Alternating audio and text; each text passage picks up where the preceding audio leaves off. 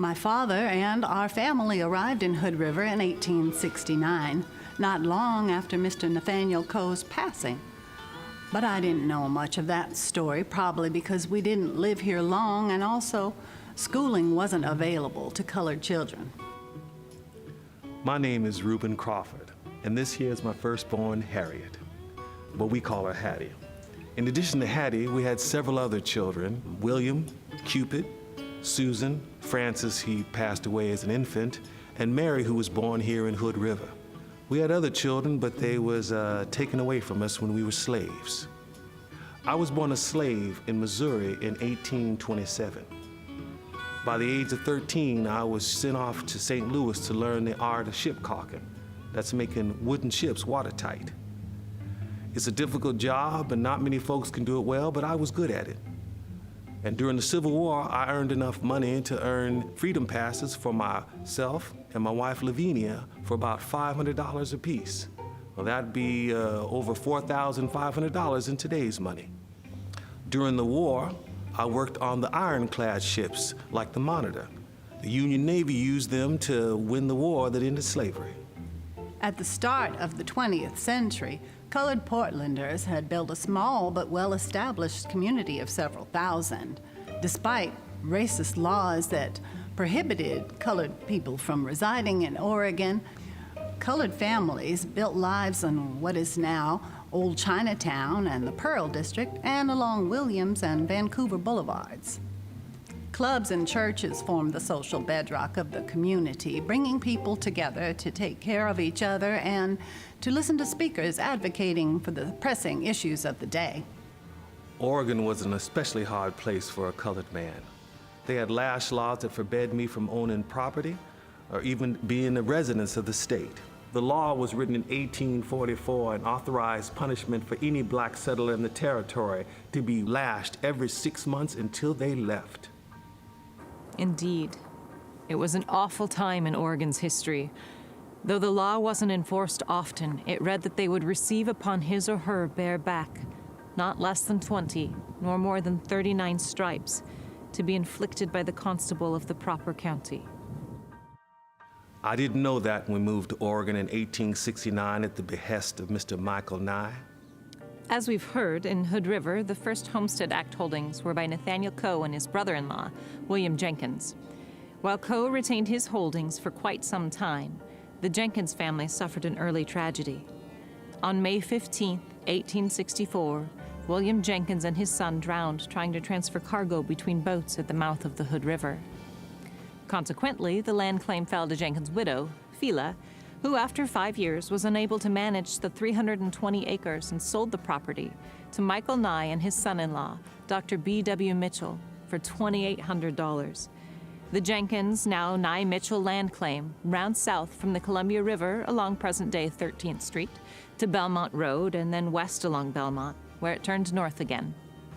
You know, I was a shipman, and when it came time to go west, we didn't go by the Oregon Trail. We went up to New York and caught a ship that took us down through the Isthmus of Panama, and then we caught another ship that took us to California, where we met up with my wife's mother and father, Cupid and Susan Blue. In that way, we came west pretty much well like the Coles. Papa wasn't planning to come to Oregon, and we all were happy living with Mama's family in California. We were church-going folk, and we had problems with what you might call a renegade pastor. The man tried to swallow the keys to the church, and I took action in the only way I knew how, by putting my hands around his neck. And for my efforts, I was ordered to appear in court. My grandpa Cupid knew Mr. Nye, and we all thought we could solve his problem of needing workers on his homestead. Heading up north helped me avoid a difficult situation in California. And although we weren't the first colored folks to pass through the territory, we were the first colored residents of Hood River. When the Crawfords arrived in Oregon in 1869, the latest and most restrictive of Oregon's black exclusion laws had been ratified just over a decade earlier in 1857. The measure expressly forbade black people from settling or voting in the state, making contracts, owning real estate, or even being under anyone's employment. The exclusion laws were not closely enforced, though, and having a sponsor definitely helped when the Nyes underwrote the Crawfords' move. An interesting thing about Oregon was that it was both anti-slavery and pro-exclusion. I was 6 at the time of the move out west, and probably am the only Crawford child to remember living in Hood River.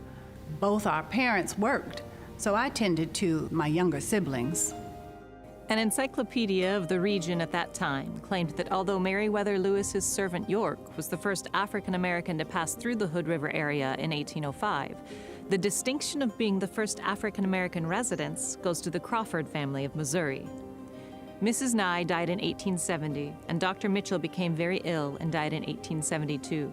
While Mr. Nye lived a long life and eventually died in Prineville, and Dr. Mitchell's wife Naomi Nye Mitchell remarried and lived a long life in the Dalles, illness and death undid the partnership, and it was sold in 1870, likely prompting the Crawfords to move on to Portland, where Reuben was able to get work at the shipyards. My siblings and I attended the Portland Colored School in a small house on the corner of 4th and Columbia Avenue, nearly a mile from our home. When the school was established in 1867, 21 colored children were enrolled and taught by a single teacher. When the school closed due to the integration of Oregon schools in 1872, 30 children were enrolled. After a year or so working odd jobs at the dock, I got a job as a ship caulker. My skills brought me local fame and steady work. Toward the end, the Oregonian described me as the best-known ship caulker on the West Coast. I became more involved in local politics and community organizing. I served as secretary for the Portland Colored Immigration Society around 1879. I eventually held high office in the Integrated Caulkers Union, where I fought for the rights of equal pay for colored workers. I was in newspapers every so often when I gave speeches at the annual Emancipation Ball and at the Lincoln Club. I was a member of the Odd Fellows, and I was one of the founders of the Mount Olivet Baptist Church on what is now Northwest Broadway and Everett in Portland. As a child, I often accompanied my father to these meetings. As I grew older, I became involved in the women's auxiliaries of several social and fraternal organizations. These organizations gave me the opportunity to engage with the community of civically minded colored women. We discussed issues like suffrage and temperance and mounted campaigns to elevate these to the public forum. In Portland, not only was I able to gain a better education, but through participation in church communities, I was able to gain the speaking and organizing skills I needed to advocate for the causes I cared about. I'm very proud of being one of Oregon's first suffragists. In fact, I was recently honored by Oregon State University, who renamed a building for me, the Hattie Redmond Women and Gender Center. In November of 1892, I married Emerson Redmond, then a waiter at the Portland Hotel. They were married by the Reverend T. Brown at our home at 287 Grant Street. Unfortunately, that marriage was tumultuous. Oh, Papa, I did remain married to Mr. Redmond until his death in 1907, but we were not husband and wife. Now, I may not have attained the professional reputation that you enjoyed, but I made sure to continue your legacy of advocacy for colored Portlanders. For many politically active women at the time, the issues of temperance and suffrage were the twin pillars of feminism and social reform. In the 1890s, I split my energy fairly equally between the two.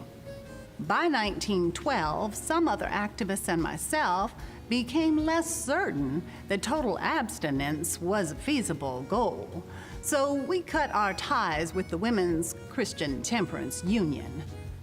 We reformed as the Colored Women's Council and focused our energies on the broader needs of the poor and unfortunate women of our community.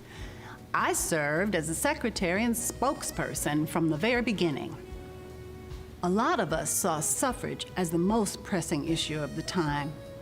And despite low turnout at some of our earlier meetings and regular defeat in the polls, our push for suffrage gained gradual acceptance with the help of our colored churches and community leaders. Her meetings at Mount Olivet Baptist Church sometimes drew curious men and husbands along with the women who regularly attended. I am very proud that after decades of advocacy, women's suffrage was ratified in Oregon by male voters. I registered as soon as I could to vote in April of 1913. Her life after 1913 was full and purposeful. In 1914, she was elected vice president of the state's first colored women's Republican club. She hosted regular luncheons at Mount Olivet Baptist Church until at least 1923, and she also taught Sunday school. On February 29th, 1924, she gave a speech on Booker T. Washington, just like my annual emancipation speeches. I wasn't there, I had passed on by then, but I am so proud of my girl. Reuben Crawford was called the Dean of Shipbuilders and given the privilege of christening 2 new vessels.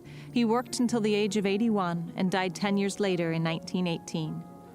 Hattie was an excellent organizer, an articulate public speaker, and despite being well educated, the best job she could find was as a janitor at the federal courthouse for 29 years. This was fairly common in the black community in Portland at that time.